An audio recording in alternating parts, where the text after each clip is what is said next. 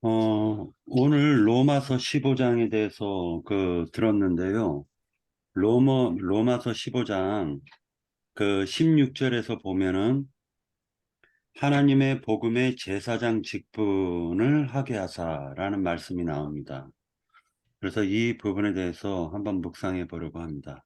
형제 자매님들이 생각하고 계시는 게 있으시면은 이 부분에 대해서 한번 증거를 해 주시기 바랍니다.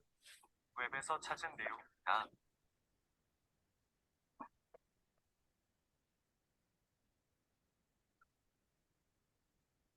조금 더 정리하자면은요, 15장 7절에 보면은,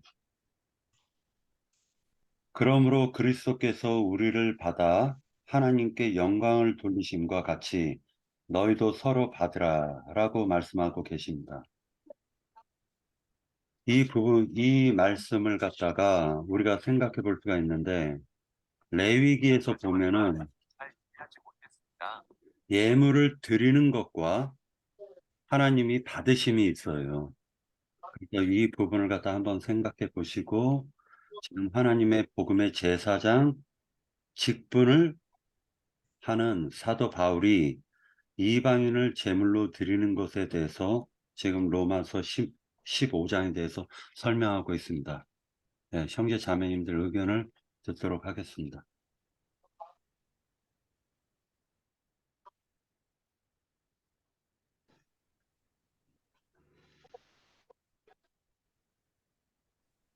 네, 먼저 말씀하실 분은 안 계신가요? 그러시면은 먼저 제가 먼저 얘기하겠습니다. 먼저는 하나님의 복음이라는 말씀이 나오고, 그리고 하나님의 나라 복음이라는 말씀이 나옵니다. 그리고 그리스도의 복음이라는 말씀도 나옵니다. 성경에 보면 하나님의 나라를 선포하고 그 복음을 전한다라고도 기록이 되어 있습니다. 누가복음 16장 16절에 보면 율법과 선지자의 때, 즉 율법과 선지자는 요한의 때까지요. 그 후부터는 하나님의 나라의 복음이 전파되어진다라는 걸 갖다 얘기하고 있습니다.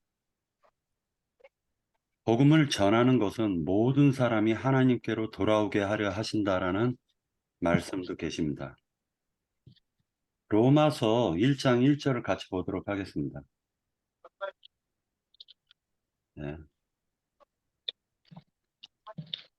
잠깐만요.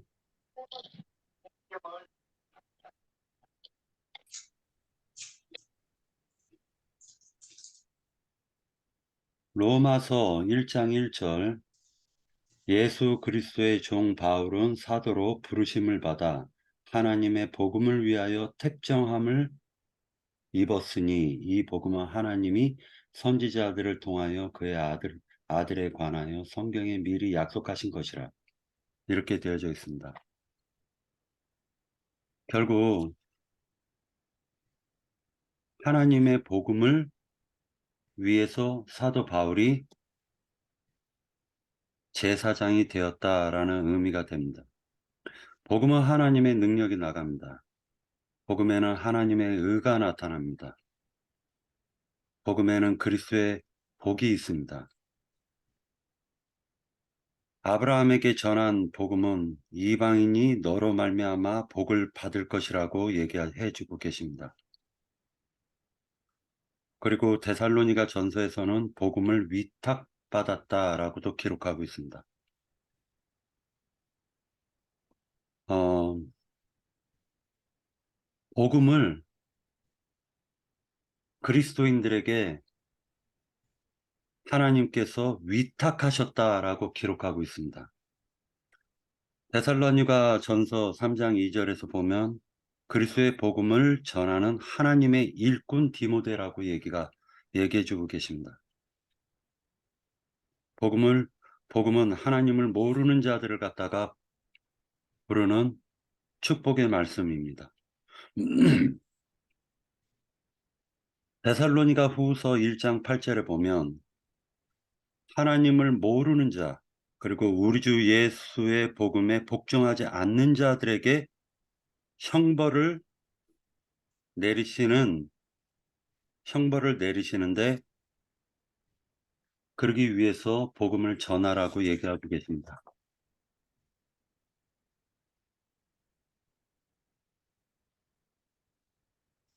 이 말의 의미는 이 말의 그 의미는 사실 창세기 14장에 아브라함이 멜기세덱과 소돔 왕이 있는데, 그때 아브라함이 그돌라오멜 연합군들을 갖다 물리치고 난 이후에 사로잡은 많은 소돔의 백성들, 그리고 롯과 롯에 속한 자들, 이런 모든 사람들을 갖다가 데리고 오면서 멜기세덱에게 11조로 바쳐 하나님께 드립니다. 이것이 히브리서 7장에 보면은 자세하게 설명을 해주고 계시는데, 이런 내용들이 사실은 사도 바울은 염두에 두고 이 말을 한 것이 아닐까라는 생각도 해봅니다. 그래서 하나님의 복음의 제사장 직분이라고 얘기를 하고 있는데, 이것은 새 언약의 직분을 얘기하고 있는 것으로 생각됩니다. 네, 저는 여기까지 하고 또 다른 형제 자매님들 의견 듣겠습니다.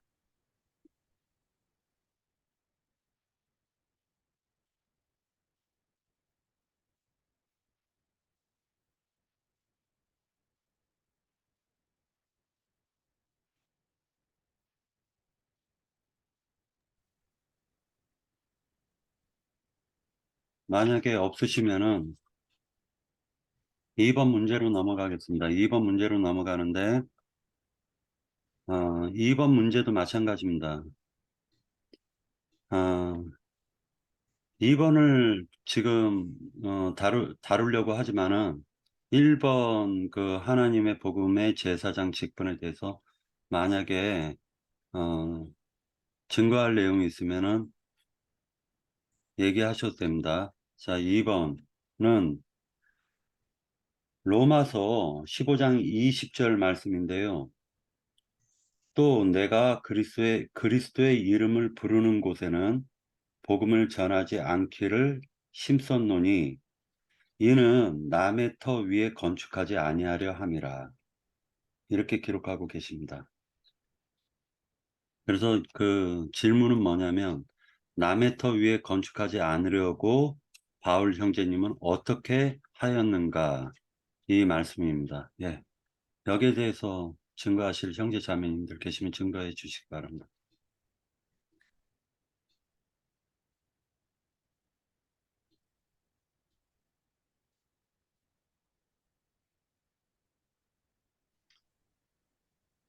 만약, 예, 네, 말씀해 주십시오.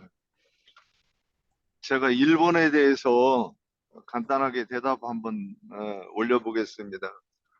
복음의 제사장 그랬는데 이 두 가지가 정의가 돼야 되는 것 같아요. 제사장은 복음이 무엇이고 제사장이 무언가 이거를 각자 설명한 다음에 그걸 붙이면 복음의 제사장인데 가인과 아벨의 제사를 드릴 때 아벨은 어린 양을 가지고 제사를 드렸지 않습니까? 그러면 그 어린 양이 예수 그리스도인데 그러면 제사장이 그러니까 신약의 제사장도 제사를 드리려고 하면 어린 양으로 제사를 드려야 된다고 봅니다. 그러면 그 어린 양이 무엇인가? 그러면 예수 그리스도라고 했는데 제사장이 예수 그리스도를 드린다는 것인가? 그러면 그 어린 양은 예수 그리스도라고 하면 또 우리가 그리스도를 제물로 어떻게 드릴 수 있다는 것인가? 그러면 그 다음에 이제 복음을 얘기해 보면 우리가 복음 하는데 복음이 뭔가 이 명쾌하게 설명을 먼저 우선 해야 되는데 로마서 1장 12절인가요? 복음에는 하나님의 의가 나타난다 그랬는데 이 말씀이 좀 그게 뭐냐면 우리가 복음을 전한다고 하면 복음에 그 복음은 성경 말씀에 나타나는 하나님의 의도, 그러니까 그 말씀의 뜻, 감추어진 그 비밀을 예수 그리스도가 그 복음이라고 하면 그 예수 그리스도가 제시가 되어야 되는 거죠. 설명이 되어야 되는 거죠. 그러면 듣는 사람이 그것으로 인해서 회개하고 또 온전해지고, 그러면 온전해진 그 사람을 이 제사장으로서 하나님께 그것을 드린다, 이렇게 설명하면 어, 뭐 그 나름대로 한번 이렇게 표현을 해봤습니다. 예, 1번 여기까지 이렇게 설명했습니다. 네,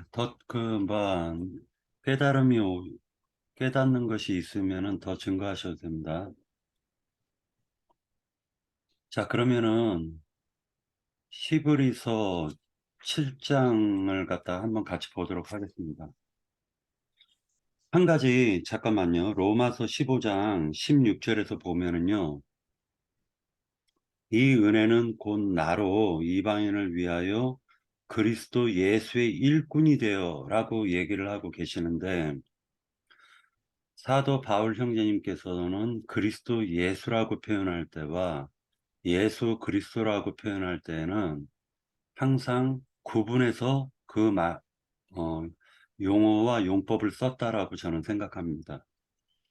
그리스도 예수라고 했었을 땐 부활하신 예수 그리스도를 얘기하는 것입니다. 그러나 예수 그리스도라고 얘기할 때는 인자로 오신 예수를 강조할 때 그렇게 많이 쓰고 계십니다. 그래서 그리스도 예수의 일꾼이 되어 하나님의 복음의 제사장 직분을 하게 하사 이방인을 제물로 드리는 것이 성령 안에서 거룩하게 되어 받으실 만하게 하려 하심이라고 얘기해 주고 계십니다. 레위기 1장을 같이 한번 보도록 하겠습니다. 레위기 1장.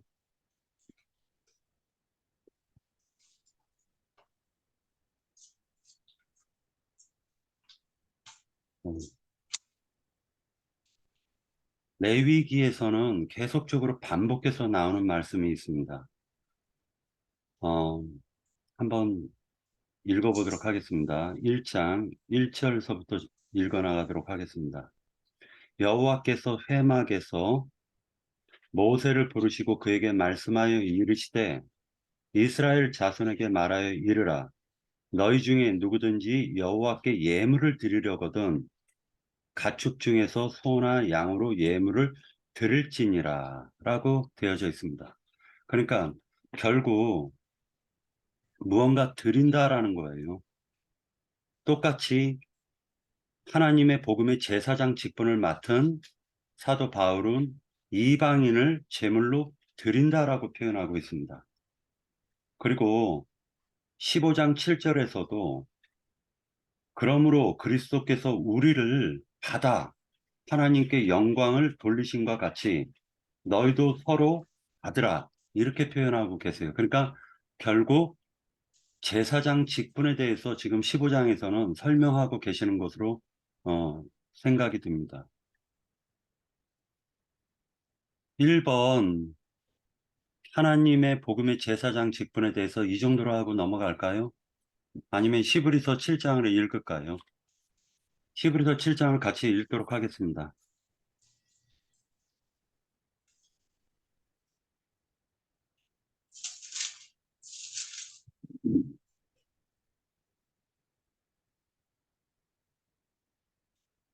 네. 히브리서 7장에 대해서는 창세기 14장 말씀을 염두에 두시고 읽으시면 괜찮을 것입니다. 이 멜기세덱은 샬렘 왕이요 1절이요 지극히 높으신 하나님의 제사장이라 여러 왕을 쳐서 죽이고 돌아오는 아브라함을 만나 복을 빈 자라 아브라함이 모든 것의 10분의 1을 그에게 나누어 주니라. 그 이름을 해석하면 먼저는 의의 왕이요 그 다음은 살렘 왕이니 곧 평강의 왕이요 라고 되어져 있습니다. 구절을 같이 읽도록 하겠습니다. 또한 10분의 1을 받는 레위도 아브라함으로 말미암아 10분의 1을 바쳤다고 할 수 있나니 라고 해서 아브라함이 실제로 하나님께 그 자손들 중에서도 레위 지파를 하나님께 바쳤다라고 표현하고 계십니다. 10절에 보면 이는 멜기세덱이 아브라함을 만날 때 레위는 이미 자기 조상의 허리에 있었습니다. 그럼에도 하나님께서 아브라함은 멜기세덱 왕에게 10분의 1을 드렸습니다.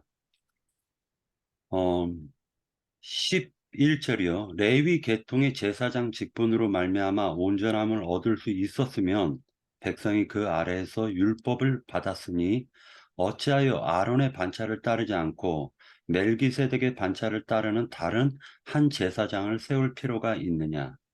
제사장 직분이 바뀌었은즉 율법도 반드시 바뀌어지리니 이것은 한 사람도 제단 일을 받들지 않는 다른 지파에 속한 자를 가리켜 말한 것이라. 우리 주께서 유다로부터 나신 것이 분명하도다.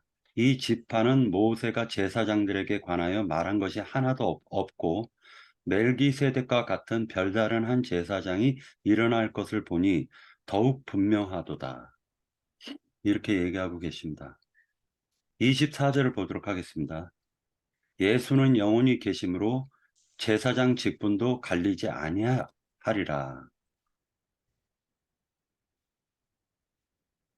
다시 얘기해서 그리스도 예수의 일꾼이라는 건 부활하신 그리스도 예수를 의미하고 부활하신 그 그리스도 예수의 일꾼이 되어 이제 멜기세덱 반차를 쫓는 하나님의 제사장 직분을 행하는 사도 바울을 지금 얘기해 주고 계십니다.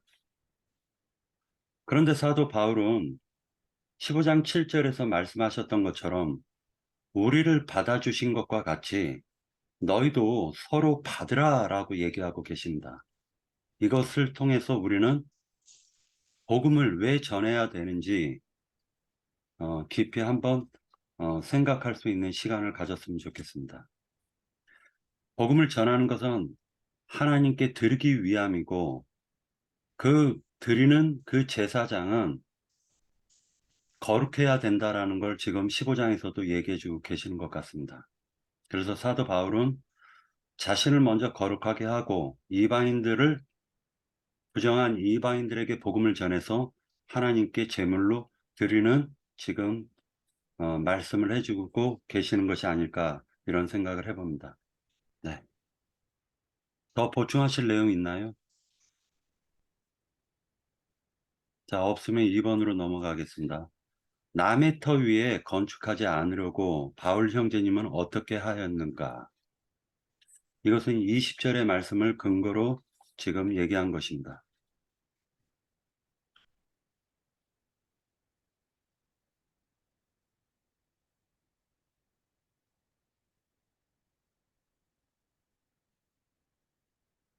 20절에 보면 또 내가 그리스도의 이름을 부르는 곳에는 복음을 전하지 않기를 심썼노니 이는 남의 터 위에 건축하지 아니하려 함이라.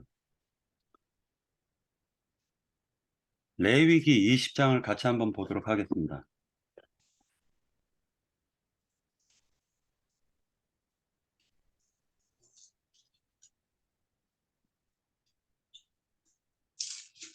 레위기 20장 10절을 보도록 할게요. 누구든지 남의 아내와 간음하는 자, 곧 그의 이웃의 아내와 간음하는 자는 그 간부와 음부를 반드시 죽일지니라.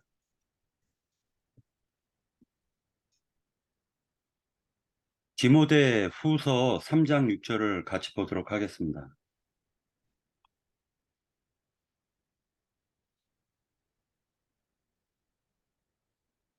다 찾았으면 읽겠습니다.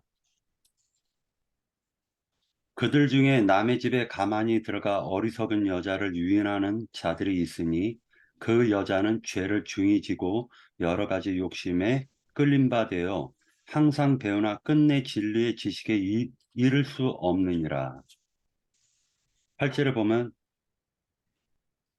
얀네와 암브레가 모세를 대적한 것 같이 그들도 진리를 대적하니 이 사람들은 그 마음이 부패한 자요 믿음에 관하여는 버림받은 자들이라. 이렇게 되어져 있습니다.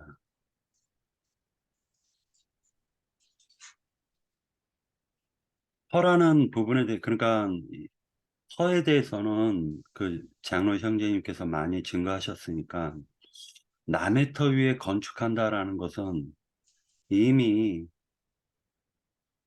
복음을 통해서 얻은 가정이 있어요. 그래서 말 그대로 복음을 들었으면은 그 들은 자는 협력하고 뜻을 하나로 맞춰가지고 한 가정을 이루는 것이 하나님의 뜻입니다. 그래서 창세기에서 보면은 부모를 떠나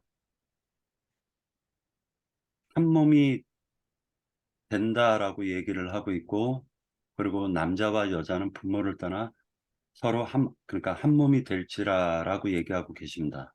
그러니까 사람은 태어나서 복음을 전해서 가정을 갖다 이루는 것이 하나님의 뜻일진데, 그 가정을 이루는 것이 남의 터 위에 자기가 그 터 위에다 세우는 것은 하나님이 용납하지 않으셨다라는 걸 우리가 볼 수가 있습니다. 그래서 사도 바울이 그리스도의 이름을 부르는 곳에는 복음을 전하지 않기를 힘썼다라고 얘기를 하고 있습니다.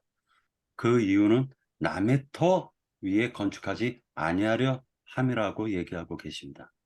이 부분에 대해서 형제 자매님들이 더 깊은 말씀을 해주셨으면 고맙겠습니다.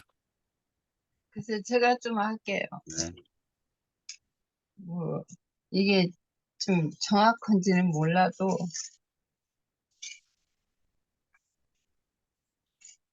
그, 고린도 전서 3장이요. 3장 10절에, 내게 주신 하나님의 은혜를 따라 내가 지혜로운 건축자 같이 틀을 닦아둠에 다른 이가 그 위에 세우나 그러나 각각 어떻게 그 위에 세울까 조심할지니라. 이 닦아둔 것 외에 능히 다른 터를 닦아줄 자가 없으니 이 터는 곧 예수 그리스도라. 만일 누구든지 금이나 은이나 보석이나 나무나 풀이나 짚으로 이 턱 위에 세우면 각 사람의 공력이 나타날 터인데 그 날의 공력을 밝히리니 이는 불로 나타나고 그 불이 각 사람의 공력이 어떠한 것을 시험할 것이라. 만일 누구든지 그 위에 세울 공력이 그대로 있으면 상을 받고 누구든지 그 공력이 불타면 해를 받으리니 그러나 자신은 구원을 받되 불 가운데 받는 것 같으리라. 그러니까 그날에 바울 사도가 말씀하시기를 그 바울 사도가 이 털을 닦아뒀는데 그러나 이 턱 위에 저, 자기 공력을 세우는데 어떤 세우는 것을 어떻게 세우는지 이게 조심하라고 했어요. 근데 이제 금과 은으로 세우는가 아니면 풀과 지프로 세우는가 이게 마지막에 공력을 이제 나타나는데 그 불로 이제 그 공력을 나타나는데 불로 사르면은 그 공력을 이제 불로 살 것인데 마지막에 불로 살 것인데 그 불이 타버리면은 그 공력이 없어지잖아요. 지피나 풀이나 그걸로 공력을 세우면은 없어지고 이제 금과 은과 보석으로 세우면은 이제 그 공력이 그대로 있을 것인데 이게 금과 은과 보석이라는 것은 예수 그리스도로 이제 그 세움을 입는다는 것이죠. 이게 예수 그리스도 이게 믿음으로 우리가 그 믿음으로 세움을 입는다는 것이고 이제 풀과 집 같은 걸로 한다는 것은 옛사람 안에서 이게 세움을 입는다는 것이 땅의 육체로 땅에 속한 것으로 이제 그 교회 생활을 한다는 것을 말하는 것이죠. 이게 내가 이제 말을 제대로 이제 못하는데 여기서 이제 또 고린도 후서 한번 더 볼게요. 고린도 후서 10장에서 보면은 10장 13절에서 그러나 우리는 분수 이상의 자랑을 하지 말고 오직 하나님이 우리에게 나눠주신 그 범위의 한계를 따라 하노니 곧 너희에게까지 이른 것이라. 우리가 너에게 미치지 못할 자로서 스스로 지나쳐 나간 것이 아니요 그리스도의 복음으로 너희에게까지 이른 것이라. 너희는 남의 수고를 가지고 분수의 이상의 자랑을 하는 것이 아니라 오직 너희 믿음에 자랑할수록 우리의 범위를 따라 너희 가운데 더 풍성하여지기를 바라노라. 이는 남의 범위로 이루어 놓은 것으로 자랑하지 아니하고 너의 지역을 넘어 복음을 전하려 함이라. 자랑하는 자는 주 안에서 자랑할지니라.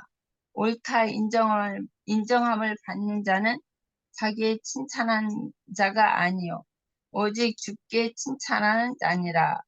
여기서 그 남의 그 여기 로마서 말씀에도 보면은 그 남의 터 위에 그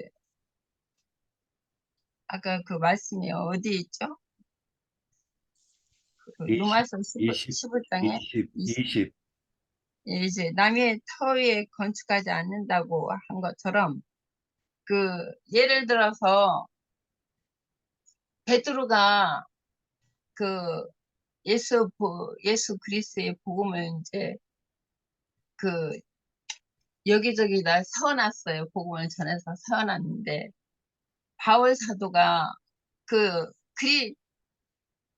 베드로가 전한 그 교회를 바울이 가서 복음을 다시 전하면 안 되겠죠. 그런 이치와 같은 것 같아요.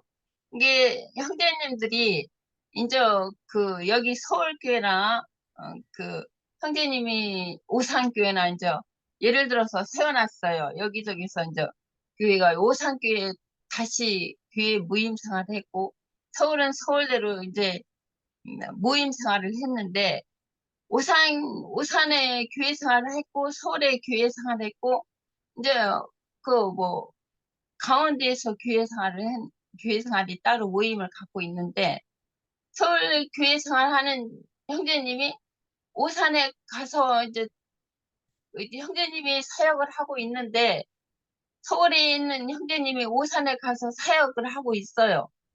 그게 남이 이제 가서 해놓은 그 사역을 가서 다시 하고 있는 거예요. 그러면 안 되겠죠? 그러면 형제님 오산 박 형제님이 또 서울에 와서 형제님이 윤 형제님이 하고 있는데 박 형제님이 와서 서울에 와서 또 하는 것은 안 되겠죠. 같이 사역을 하는 것과 그 남의 터위에서 같이 이제 가서 하는 것과는 틀린 것 같아요. 그런 이치와 마찬가지 아닌가 이 말씀과는 이게 같이 동역을 하는 것과 이 남이 가서 사역을 하는데 다시 가서 사역하는 것과는 다르다 이거죠. 동역하는 것과는 다르다. 그런 이치인 것 같아요. 이게 바울 사도가 한 것에 저기 베드로가 가서 또 사역을 한다. 그런 이치인 것 같아요. 이게. 네, 또 다른 형제 자매님들 의견 있으신가요? 이게 남이 털을 닦아놓은데 다시 가서 사역을 하는 건 아닌 것 같다 이거지. 예, 또 다른 형제 자매님들 의견이 있으신가요?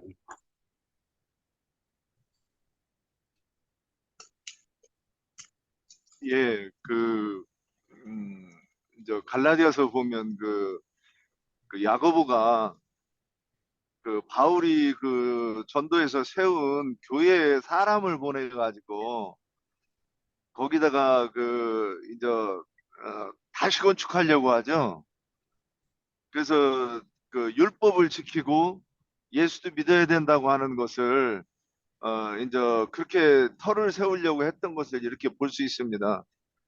그래서 그런데 이 남의 터 위에 씨를 뿌리려고 하는 사람들은 이미 순수하게 복음을 맡아서 어, 주님의 나라 확장을 위해서 일하는 사람하고는 다른 의도를 가진 거죠.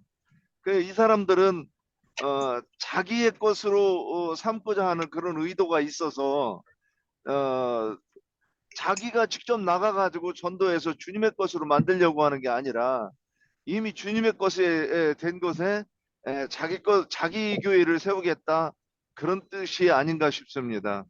그런 뜻도 있겠다 싶습니다. 예, 여기까지입니다. 예, 또 없으신가요?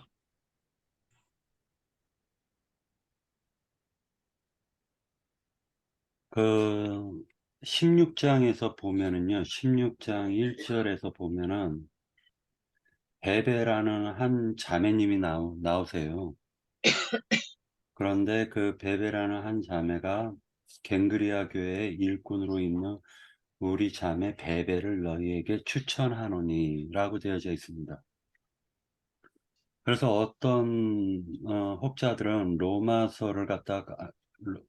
로마서를 로마에 보낸 그 서신서를 로마에 갖다 준 분이 베베가 아닐까, 베베 자매님이 아닐까, 이런 얘기도 하는 분도 있습니다.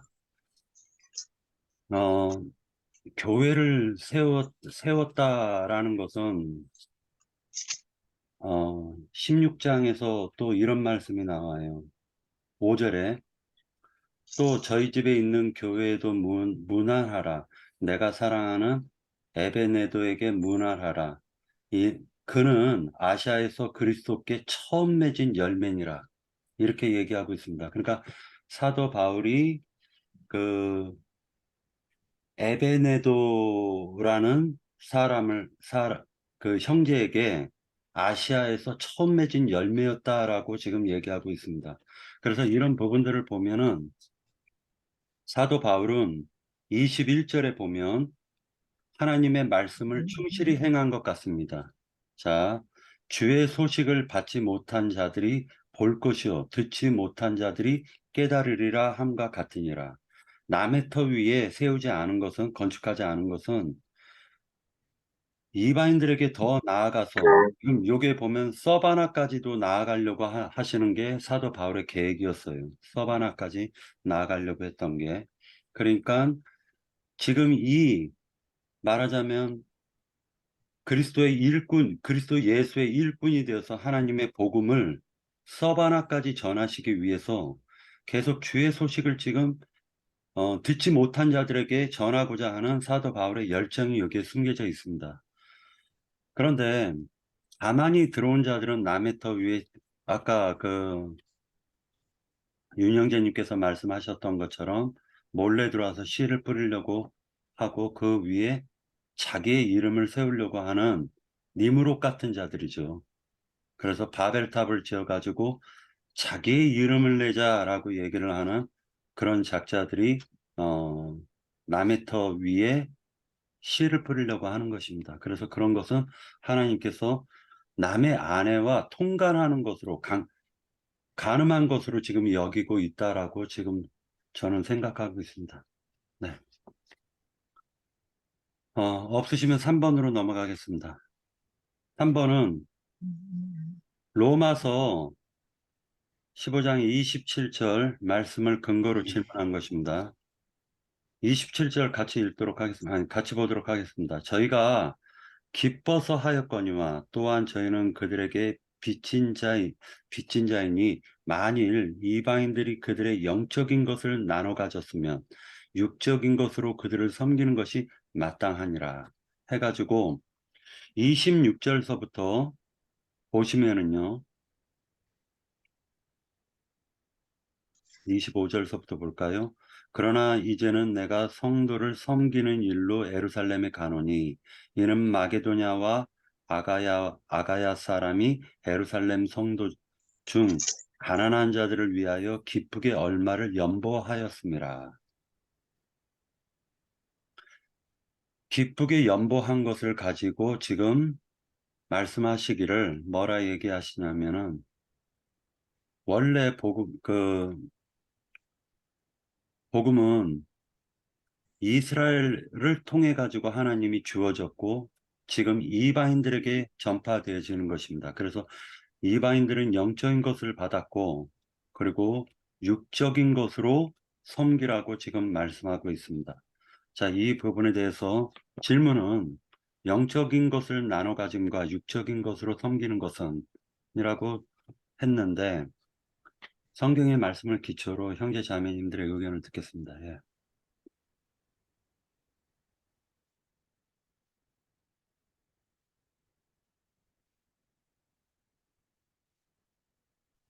예. 우리가 눈에 보이는 세계는 만물은 하나님의 신성을 나타내는 이 표상인데 우리가 먼저 나눈다 할 때 육신의 사람으로서 물질을 나누는 거를 가지고 이제 영적인 세계를 우리가 이해를 합니다. 그런데 영적인 세계에서 어, 우리가 영적인 것을 나누어 쓰다고 하면 당연히 그 형제가 어려울 때 물질을 나누는 것 또한 그것도 당연히 이해가 돼야 되지 않는가. 영적인 세계는 더 그러니까 육신을 초월한 그 신의 세계, 그러니까 우리의 에, 그러니까 우리는 육신이 우리가 실제가 아니고 우리는 영의 세계가 실제라고 바라보고 이해하고 바라보는 사람들인데 영적인 세계에 대한 질서와 어, 그 법칙을 안다고 그러면 육신의 것은 당연히 이것이 어, 그 우리 형제가 어렵다고 하면 내가 있는 것으로 좀 나한테 있는 것을 가지고 나누는 것은 그건 당연한 것 아닐까? 지금 이런 말씀인가 합니다. 예, 여기까지입니다. 네, 또 다른 형제 자매님들 의견 듣겠습니다. 예루살렘이 큰 흉년을 맞았잖아요. 그래가지고 굉장히 그 먹을 것도 그 흉년 때문에 큰 어려움이 닥쳤어요. 그래가지고 그 연보를 갖다 각 지역에서 모아가지고 지금 사도 바울이 예루살렘에 그 연보를 전달하려고 하는 것입니다. 그것을 갖다 표현하기를 너희가 영적인 것을 나눠 가졌으면 육적인 것으로 그들을 섬기는 것이 마땅하니라 라고 얘기했습니다. 이유는 뭐냐면 예수님께서 말 그대로 이스라엘을 통해서 오셨고 그리고 그 이스라엘을 통해서 지금 복음이 세계 만방의 복음이 전파되어져서 지금 이방인들이 우리까지도 지금 복음을 받았기 때문에 그렇기 때문에 지금 영적인 것을 너희가 받았으면 말 그대로 육적인 것을 지금 예루살렘이 어려우니까 예루살렘 성도들이 어려우니까 육적인 것으로 그들을 섬기는 것이 마땅하다라고 지금 얘기해 주고 계십니다. 그래서 이 부분을 갖다가 한 가지 그 잠언서 17장을 같이 한번 보도록 하겠습니다. 잠언서 17장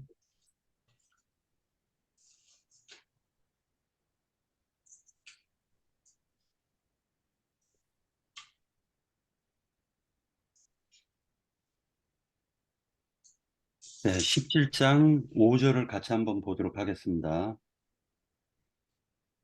가난한 자를 조롱하는 자는 그를 지으신 주를 멸시하는 자요. 사람의 재앙을 기뻐하는 자는 형벌을 면하지 못할 자니라. 가난한 자를 조롱한다. 이것은 하나님을 멸시하는 것이래요. 19장 17절을 같이 한번 보도록 하겠습니다.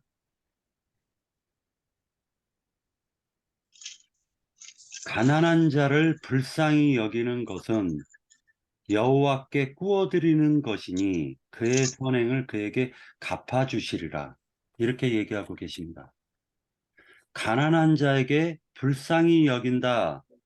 이것은 여호와께 꾸어주는 거래요. 그러면 여호와께서, 즉 하나님께서 그것에 대해서, 그 선행에 대해서 갚아주실 거래요. 성경은 가난한 자가 손을 벌렸을 때 그에게 물질로 구제를 만약에 한다면은 그것에 대해서 하나님께서 대신 갚아주겠다라고 표현을 하고 있고, 그것은 하나님께 꾸어드린 것이다라고 표현하고 있습니다. 다시 로마서 16장 1절, 2절을 같이 한번 보도록 하겠습니다. 베베자매님에 대해서 얘기하는 건데요. 너희는 주 안에서 성도들의 합당한 예절로 그를 영접하고 무엇이든지 그에게 소용되는 바를 도와줄지니 이는 그가 여러 사람과 나의 보호자가 되었음이라. 이렇게 얘기하고 있습니다. 베베 자매님은 고린도 교회에 동쪽으로 15km 정도 떨어진 그 항만 도시가 갱그리아인데, 갱그리아 지역에서는 실제로 사도 바울이 예루살렘에 건너갈 때에 서운한 것이 있어서 머리를 깎습니다.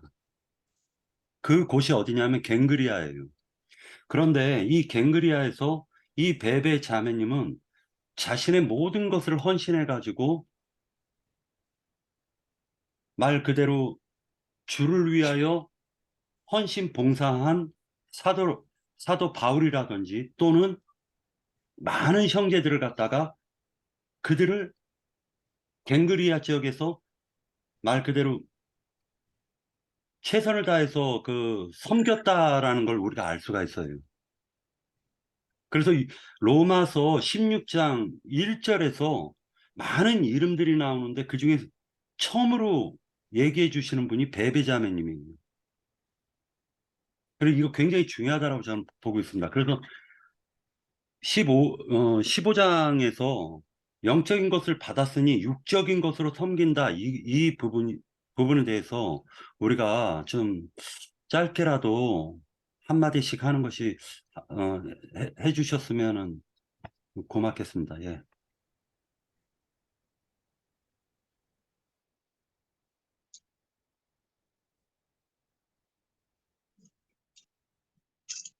베드로후서 좀 그냥 읽을게요.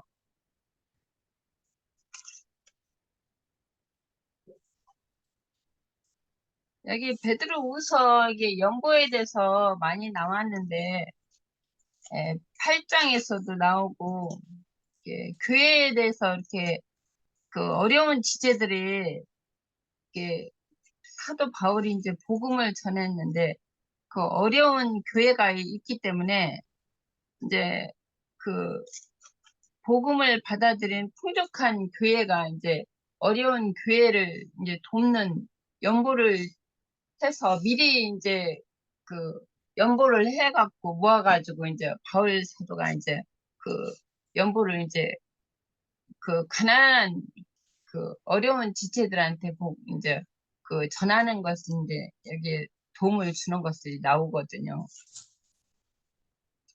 이제 다 8장부터 계속 나오는데 9장 몇 절만 볼게요. 9장 1절부터 그냥 읽어만 봐도 지체들이 다 알 거니까 성도를 섬기는 일에 대하여 내가 너희에게 쓸 필요가 없나니 이는 내가 너희를 원함은 알미라. 내가 너희를 위하여 마게도인인들에게 아가야에서 1년 전부터 준비하였다는 것을 자랑하였는데, 과연 너희의 열심히 많은 사람들을 분별하게 하였느니라. 그런데 이 형제들을 보낸 것은 이 일에 너희를 위한 우리의 자랑이 헛되지 않고 내가 말한 것 같이 준비하게 하려 함이라. 꼭 마게도냐인들이 나와 함께 가서 너희를 준비하지 아니한 것을 보면 너희는 고사하고 우리가 이 믿던 것에 부끄러움을 당할까 두려워하노라. 그러므로 내가 이 형제들로 먼저 너희에게 가서 너희가 전한 약속한 연보를 미리 준비하게 하도록 권하는 것이 필요한 줄 생각하노니, 그렇게 준비하여야 참 연보답고 억지가 아니니라. 이것이 곧 적게 심은 자는 적게 거두고 많이 심은 자는 많이 거둔다 한 말이로다. 각각 그 마음에 정한 대로 할 것이요 인색함으로나 억지로 하지 말지니 하나님은 즐거내는 자를 사랑하시느니라. 하나님이 능히 모든 지혜를 너희에게 넘치게 하시나니 이는 너희로 모든 일에 항상 모든 것을 넉넉하여 모든 착한 일을 넘치게 하려 하심이라. 기록된 바 그가 흩어 가난한 자들에게 주었으니 그의 의가 영원토록 있느니라 함과 같으니라.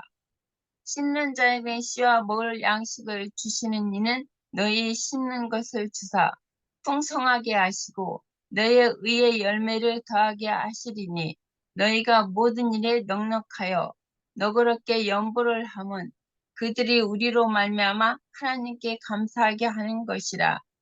이 봉사의 직무가 성도들의 부족한 것을 보충할 뿐 아니라 사람들이 하나님께 드리는 많은 감사로 말미암아 넘쳤느니라. 이 직무로 증거를 삼아 너희가 그리스도의 복음을 진실히 믿고 복종하는 것과 그들과 모든 사람을 섬기는 너희로 후한 연보로 말미암아 하나님께 영광을 돌리고, 또 그들이 너희를 위하여 간구하며 하나님의 너희에게 주신 지극한 은혜로 말미암아 너희를 사모하느니라. 말할 수 없는 그의 은서로 말미암아 하나님께 감사하느니라. 그렇게 말씀하셨거든요. 이게 교회 아까 박형제님이 말씀하신 것처럼 그 이게 바울 사도가 복음을 이제 전하고, 그런 게 하늘에 속한 그 복음을 값없이 받았잖아요. 복음을. 그랬으면은 이게 육신의 것들이 이제 어려운 지체들이 있으면, 교회가 있으면 그 신령한 것을 받았기 때문에, 또 육신의 것들이 어려운 지체들이 있으면 그 교회를 당연히 돕는 것은 당연하다는 것이죠. 이 바울 사도가. 그러니까 미리 준비를 하라는 것이죠. 바울 사도가 미리 말씀하셨는데, 그 미리 준비하지 않고 그때 가서 준비가 없을 때 바울 사도가 준비하지 않고 그때 가서 이제 준비를 다 된 줄 알았는데 준비가 안 됐으면 이에 대해서 이제 부끄러움을 당할까 염려한다. 이제 바울 사도가 그렇게 말씀하셨잖아요. 그러니까 미리 이제 바울 사도는 이제 심부름을 하는 것이죠. 여기 교회에서 풍족하게 미리 준비를 하면은 그 준비된 것은 이제 다른 교회에게 그를 전하기 위해서 미리 준비를 하라. 이제 그렇게 말씀하신 거거든요. 이게 복음을 신령한 것을 말씀받았으면은 또 육신의 것들을 이제 당연히 어려운 지체들에게 도와야 되는 것을 여기서는 이제 고린도 전서에서는 말씀하신 것 같아요. 네, 여기까지 할게요. 네. 그러면은, 오늘 세 가지 이 질문에 대해서 형제 자매님들 의견을 갖다가 들었고요. 이 부분에 대해서 그 장로 형제님께서 세 가지를 갖다가 좀 정리 좀 해주셨으면 고맙겠습니다. 또 15장에서 놓친 게 있으면은 그 부분도 좀 채워주시면 감사하겠습니다.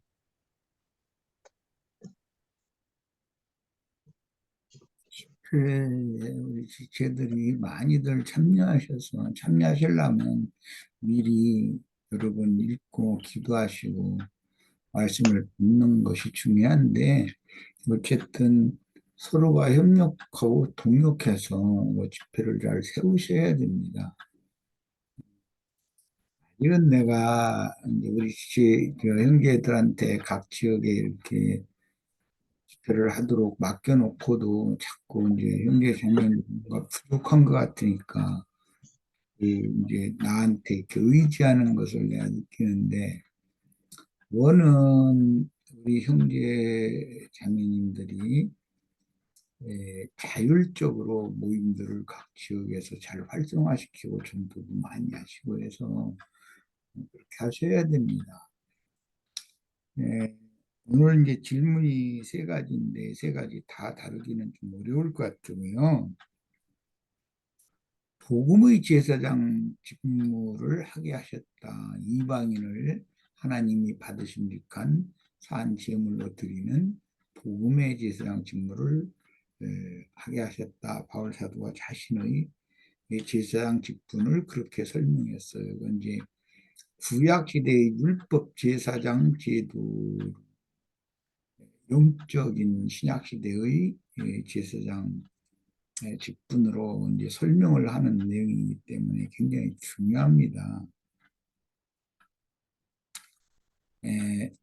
맨 먼저는 그 복음이라는 용어를 정리하는 게 필요하고, 뭐 간략하게 말하자면 하나님의 실상 나타내신 하나님, 실제이신 참 하나님이신 그리스도를 사람들에게 전하는 것, 그것이 이제 복음 전파입니다. 그러니까 그리스도가 복음이죠. 그리스도는 이제 양면성이 있는데, 한주아 자매님하고 이은자 자매님하고 신학했다 소리를 내들었는데, 신학교에 맨 처음에 신학교에 가면 첫 번째 1년 동안 배우는 거 신론을 배우죠. 그 다음에 그리스도론 배우고, 그 다음에 성령론 배우고, 마지막 해 이제 교회론 배우고, 그 다음에 뭐 히브리어 헬라어 기초하고 교회사 이거 배우고 이제 그 졸업論써서 제출하면 뭐 졸업식에 이렇게 안수받고, 다 그렇게 순서가 다 그렇게 하죠.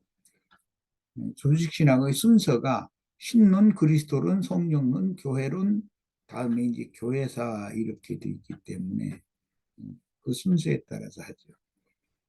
그러면 그리스도는 누구인가? 이게 이제 우주적인 질문이고, 그 말은 복음은 무엇인가라는 말과 같은 뜻인데, 그리스도가 어떤 분인지, 그리스도가 누구인지를 아는 것이 곧 구원이거든요. 그러니까 이 복음이라는 건 복음을 전하는 것은 사람들에게 구원을 얻도록 해주는 거고, 그 복음을 깨닫고 받아들이면 자신이 구원을 얻는 것이에요. 그러니까 복음은 구원을 주시는 능력이다. 이렇게 이제 그래서 그렇게 설명이 된 거예요. 그리스도는 양면의 성이 이제 양면성이 있는데, 신성이 있고 인성이 있어요. 이제 신학교에서 이게 다들 많이 들어본 이야기고 공부 많이 하셨을 거예요. 레포트도 많이 써내셨을 거고, 한주아 자매님하고 이은자 자매님하고가 두 분이 신성과 인성에 대해서 간략하게 좀 우리 지체들을 위해서 공부를 다 하신 분들이니까 증거를 좀 하시죠. 간략하게. 하나님의 신성을 가지고 오신 그리스도의 신성은 어떤 것을 신성이라고 그러고, 그리스도 인성은 어떤 것을 인성이라고 하는가? 이걸 간략하게 좀 얘기를 하시면, 그러면 복음이 쉽게 설명이 되죠.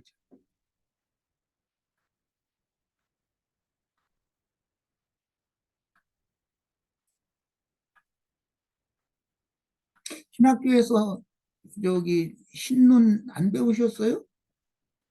뭐 이렇게 질문을 하니까 갑자기 좀 이게 생각지 않던 질문을 툭 던지면 좀 하얘질 수도 있으니까, 그러면 내가 질문하고 내가 답변해야 되겠네. 그것이 우리 지치들한테는 속이 편할 것 같으니까.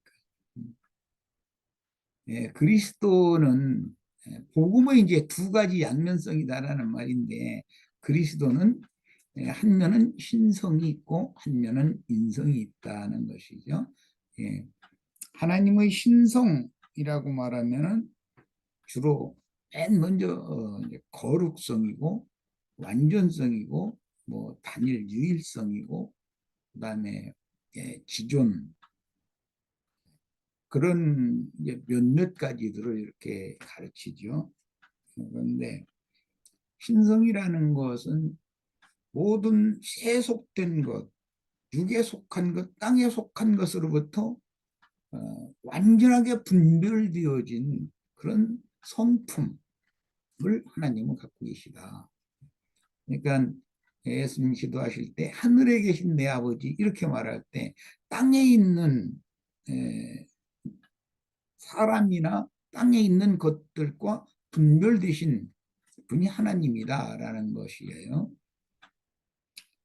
이게 복음이 뭔가를 말할 때는 당연히 이걸 사람들한테 설명을 해줘야 되니까 이 얘기를 지금 하는 거예요. 그런데 짧은 시간에 간략하게 해야 되니까, 거룩하게 분별되신 그분은 절대성을 가지고 계셔요. 그분이 우주 만물을 고안하고 계획하고 해서 그분의 마음에 선하신 기쁘신 뜻에 따라서 창조하셨고, 그분의 목적을 위하여 경영하시고, 그분의 목적이 이루어지는 것이 이제 세상 나라가 주와 그리스도의 나라가 성취되는 거예요.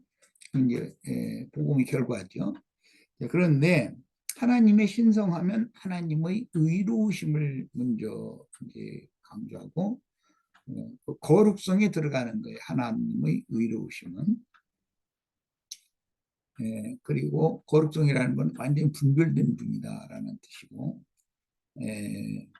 그분의 거룩성에는 하나님의 완전한 의, 하나님의 의가 인간의 의와 어떻게 다른가 이런 걸 막 성경에 많이 설명하고 있죠.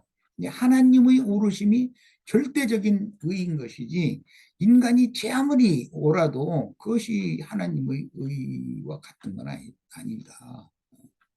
그런 내용이에요.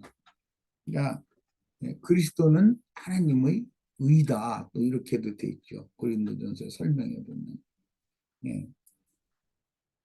신학적으로 접근을 해서 좀 미안한데, 이렇게 해야 짧은 시간에 좀 많은 걸 다룰 수 있을 것 같아서 설득시 이렇게 하는 거예요. 그 다음에 하나님은 신성만 갖고 있는 게 아니라 인성을 가지고 계시다. 예수님의 가장 온전하신 인격을 말한다. 신격이라는 말이 있고 인격이라는 말이 있죠. 그런데 신격은 하나님의 영성이지만 하나님의 인격이라는 건 예수님의 인성이단 말이에요. 예수님도 사람이기 때문에 자비와 긍휼과 인내와 의와 관용과 뭐 이런 모든 그 사람으로서의 가장 고상고결한 인격을 말할 때는 하나님의 인성이라고 그러죠.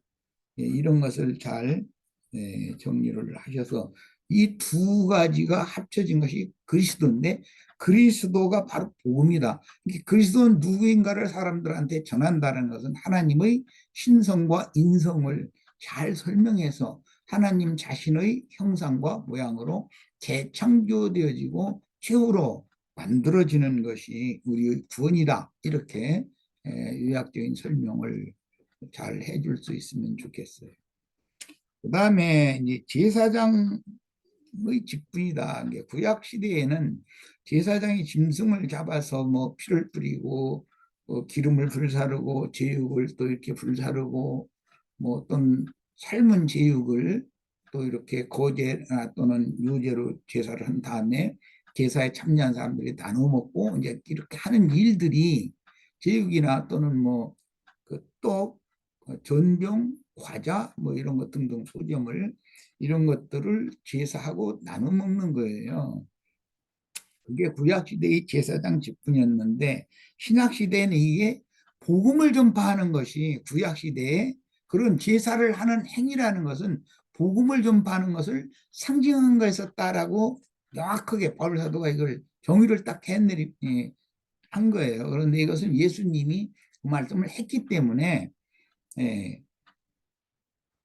죽을 수밖에 없고 죽음 가운데 저주 아래 떨어져 있는 사람들에게 복된 소식, 새 생명을 주어서 살아계신 하나님을 영원히 섬길 수 있도록 사람을 우선 살려놓고 그다음에 살아난 사람은 산 양심을 통해서 살아계신 하나님을 영원토록 찬양하고 감사하고 영광을 돌리고 이런 것들이 이제 제사를 하는 거예요. 같이 공동 제사에 참여하는 거죠.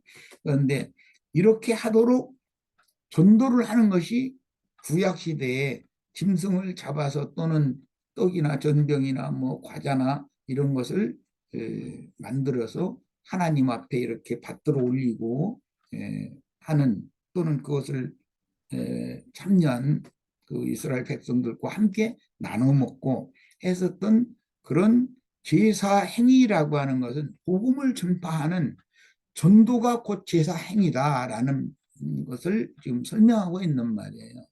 이 점에 대해서도 확고하고 명확하게 이해가 필요하고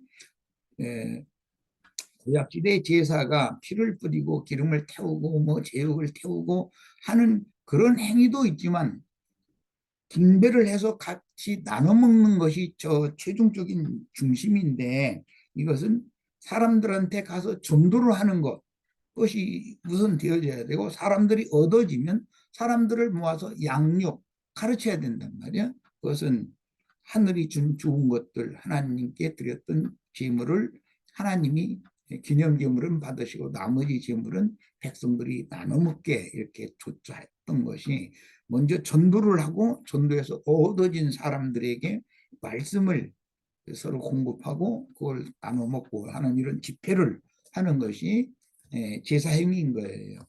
이 점에 대해서도 잘 또 이해가 필요하다 생각이 되고 그다음에 두 번째는 굉장히 이제 중요하고도 어려운 문제를 우리 집제들이 그냥 간략하게 넘겼지만은 굉장히 어려운 문제 나무의 터 위에 내가 바울 사도가 하는 말이 나무의 터 위에 내 집을 짓는 걸 나는 그걸 이렇게 지향하고 복음이 전파되지 않은 곳에 복음을 확산시키는 것이 바울 사도가 맡은 사명이다 이렇게 말을 해요. 이건 굉장히 중요한 말이 어려운 말이에요. 사실은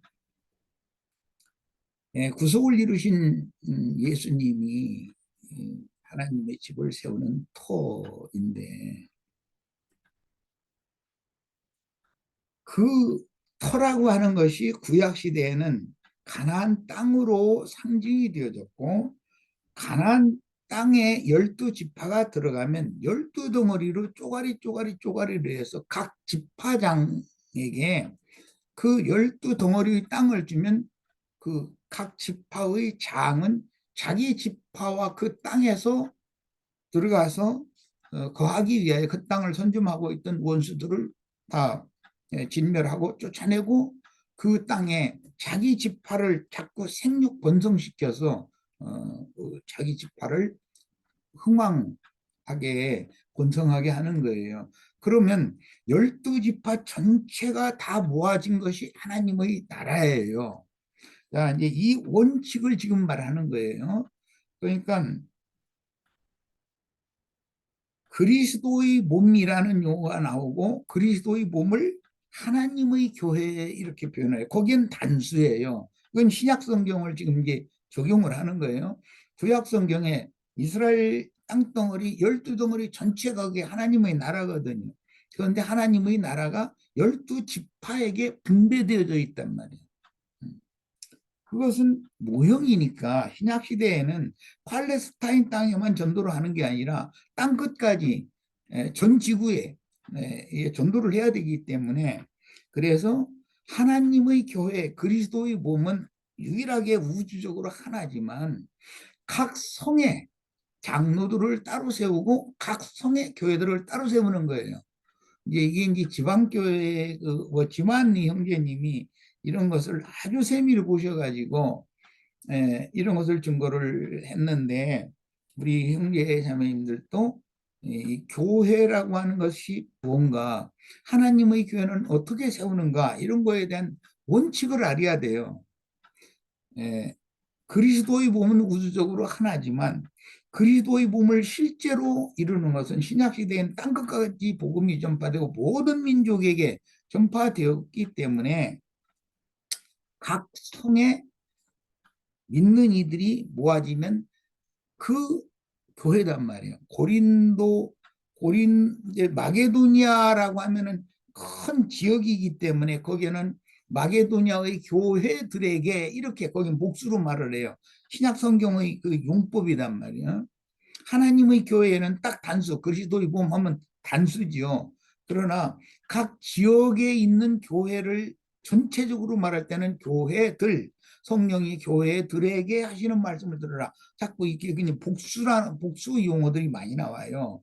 그것은 각 성에 우리가 예를 들어서 지금 오산 지역의 형제들이 모이면 그거는 오산 지역에 있는 교회단 말이에요. 또 수원에 또 예를 들어서 이제 홍영재가 이제 사역을 이제 해서 이제 예를 들어서 교회를 세운다. 그러면 수원에 있는 교회, 수원 지역 교회가 되는 거예요. 다른 형제가 다른 어떤 지역에 자기가 살고 있는 지역의 전도에 사람을 얻어서 교회를 세우면 그 그 지역 교회단 말이에요. 그러니까 이와 같이 여러 교회들이 합쳐서 하나님의 교회 그리스도의 몸이 되는 거예요. 이제 이런 원칙을 잘 이해를 해야만 그리스도의 몸을 세우는 사람과 자기 몸만을 세우는 사람이라는 용어가 나와요. 예, 우리는 그리스도의 몸을 세우는 일에 동역을 해야 하나님의 동역자가 되는 것이지, 자기 몸만 세운다라는 말은 오늘날 기독교계의 목사 뭐 어떤 사람들이 다 자기 몸을 세우잖아요. 자기 교회를 세우잖아요. 자기한테만 사람들이 다 모여서 자기 말만 들어야 되는 걸로 이렇게 생각한단 말이에요. 그리고 자기가 많은 사람들 전체 위에 무슨 왕처럼 이렇게 군림하려고 하고, 이런 것은 그게 바로 그리스도 예수와 함께 그리스도의 몸을 세우기 위해서 주님과 함께 모으는 자들이 아니라 사실은 그게 해치는 자들이라는 거예요.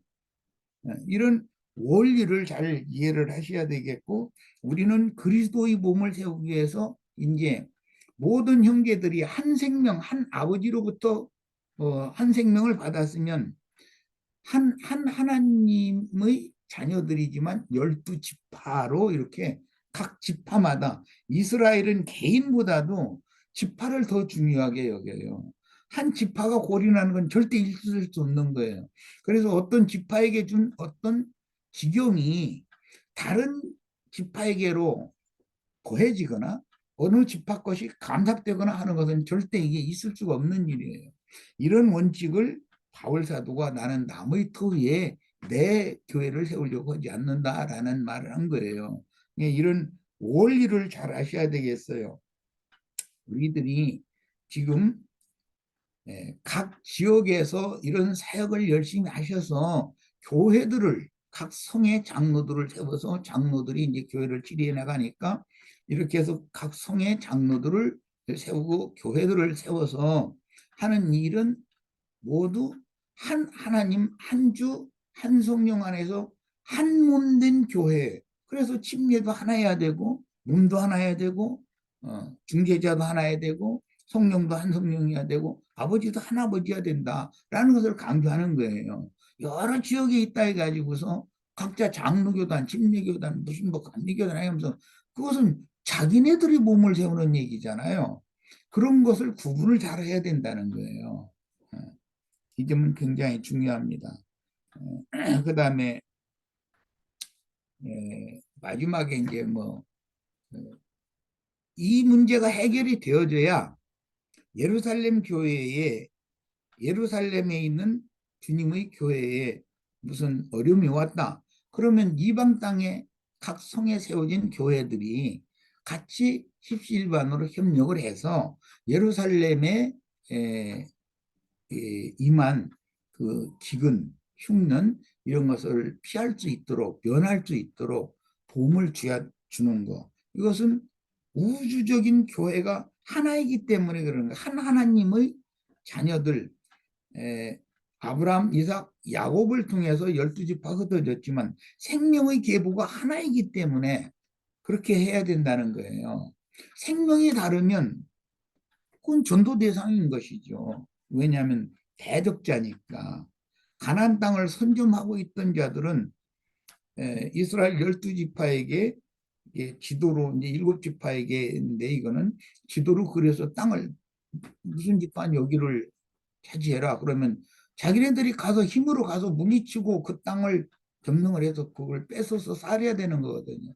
이제 이렇게 해서 그 주님의 나라를 세운 것이기 때문에 이런 원칙을 잘 이해를 하셔서 먼저는 그 각 성에 있는 교회 자체 내에서 어떤 어려움이 있으면 그 작은 문제들을 해결을 해야죠. 그런데 그게 워낙에 해결하기가 어려운 문제면은 모든 교회가 같이 협력해 가지고 어떤 지역 교회의 어떤 문제를 당연히 해결을 해야 되는 거예요. 이제 이 헌금으로 서로 돕는 문제에 관해서는 에, 도움을 받으면 당연히 그걸 갚아야 돼요. 그런데 세상 나라처럼 뭐 이자 내서 갖고 뭐고 이제 이러는 것은 아니니까. 그러나 내가 이것을 곁들여서 얘기하는 것은 항상 도움만 받고 나는 받기만 해야 되고 여러분은 내기만 해야 되고 이런 것이 이게 유대교의 잘못된 관습이기 때문에 사람은 남에게 도움을 받으면 감사할 줄도 알아야 되고 그것을 최선을 다해서 빨리 갚아야죠. 그리고 자기도 자립을 해야 도와준 보람이 있는 거잖아요. 도와줬는데 항상 모질하다고 그러고 자긴 자립을 못하고 우리가 자식을 낳아도 여러 자식을 낳았을 경우에 어떤 자식이든지 다 독립해서 자기 직장을 가지고 자기 그 가문을 번성시키고 하는 것을 원하는 게 아버지지. 도와줘도 동기간들끼리 다 힘을 합쳐서까지 도와줬는데도 항상 그 다른 독립을 못하면 그거는 안 되는 거죠. 그러니까 도움을 받으면 당연히 최선을 다해서 더 노력을 해서 살아야 되고 문제들을 해결해 나가야 되고 도움을 받은 거에 대해서 그걸 최선을 다해서 갚아야 되는 거죠. 내가 도움을 받았으면 나도 남을 도울 수가 있는 사람이 되어야 정상인 거예요. 이게 정상적인 교회 생활입니다. 네, 요약적으로 이렇게 말씀드립니다.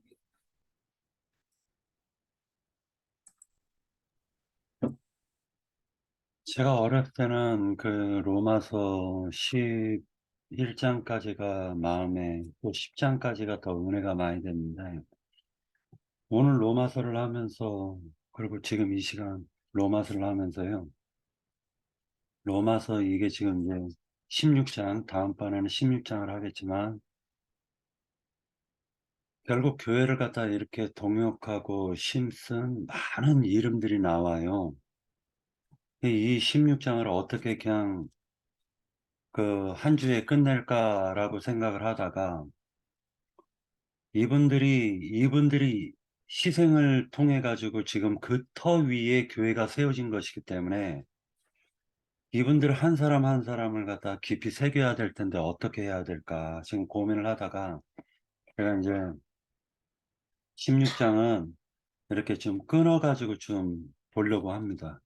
좀 그 부분에 대해서 양해해 주시기 바랍니다. 그리고 15장을 우리가 말씀을 들었지만 15장에 있는 말씀도 굉장히 깊은 내용들이 굉장히 많았어요. 그래서 결국 복음을 받아서 그리스도 구속을 받아 구원에 이루어가는 그 과정이 지금 이 로마서 11장 이후의 말씀들이 굉장히 중요했었구나 라는 것을 알게 되었습니다. 그래서 15장에 있는 이 말씀도 우리가 이제 지금 이렇게 듣지만은 저 자신도 이렇게 부끄러운 것이 많습니다. 그 뭐 27절에서 뭐 빚진 자 이런 말도 나오고, 그리고 사도 바울이 이렇게 열정적으로 하나님의 일을 갖다가 하는 것을 볼 때, 하나님의 제사장 직분을 행하는 것을 볼 때, 참 부끄럽다라는 생각도 많이 가졌습니다. 어찌됐건 간에 16장은 이렇게 끊어서 말씀을 갖다가 나누도록 했으면 좋겠습니다. 예. 조금 더 첨언을 하자면, 예를 들어서 이제 우리들의 모임을 이제 본다면, 나는 주님 앞에 받은 것이 있고 먼저 또 선지자들한테 배운 것이, 앞서서 배운 것이 있으니까 이제 이런 것들을 자꾸 가르치고 교회를 이제 세워나가는데, 한 면에서는 잘못하면 반역자가 될 수가 있어요. 예, 아비를 치고 어미를 치는 자라고 그래요. 나는 저 사람보다 더 잘할 수 있다. 그런 생각이 앞서는 사람은 아직 육에 속한 사람인 것이지 영에 속한 사람이 아니에요. 더 잘할 것 같으면은 자기가 전도를 해서, 세상에서도 결혼을 하면 자기 아내와 자기 자녀를 낳아서 자기 가문을 세워야 되잖아요. 그런데 이게 아버지 집을 예를 들어서 다 뺏어서 내가 다 좌지우지 하는 이 생각만 하고 있어. 그럼 이 교회가 뭔지, 하나님의 질서라는 것이 뭔지, 교회라는 게 얼마나 질서가 엄연 건데 이런 게 전혀 모르는 사람이에요. 그럼 반역자가 되는 거예요. 그런 경우는. 그런데 그런 면도 있고, 어느 지역에 나가서 전도를 해서 사람들을 얻어서 양육하고 수고해서 교회를 번성시켰어. 그런다고 해서 자기를 낳아준 그 부모나 또는 자기의 그 형제들에 대해서, 즉 다른 각 성의 다른 형제 자매들에 대해서 남남처럼 한다거나 오히려 원수로 대한다거나, 그렇게 하는 것은 자기 몸만 기르는 자가 될 수가 있는 거예요. 이런 양면을 잘 생각을 해야 돼. 교회 생활이라는 것이 얼마나 엄유하고 질서가 엄유한 것인지를 꼭 이런 시간에 꼭 말씀을 배우셔야 됩니다. 우리 형제 자매님들이 각자 수고해서, 나는 되도록이면 형제들한테 이게 집회도 맡기고 빨리빨리 이렇게 좀 해놓고 싶은 그런 마음이나, 그 뭐 사람의 생각대로 되는 건 물론 아니지만 그래도 어떻게든지 노력을 해서 각 성의 교회, 자기 지역 교회를 활성화시키고 전도도 많이 하고 이렇게 해야 돼요.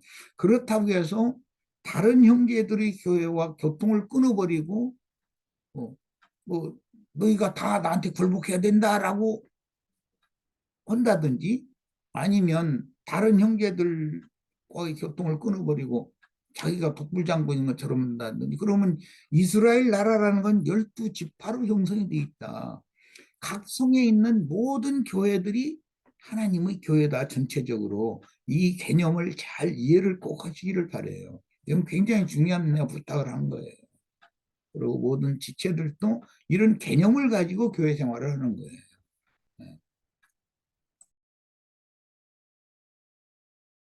네, 그러면은 오늘 이것으로 마치려고 합니다. 예, 다들 수고 많으셨습니다. 들어가십시오. 더 하실 얘기 없으시죠? 네, 그러면 마치도록 하겠습니다.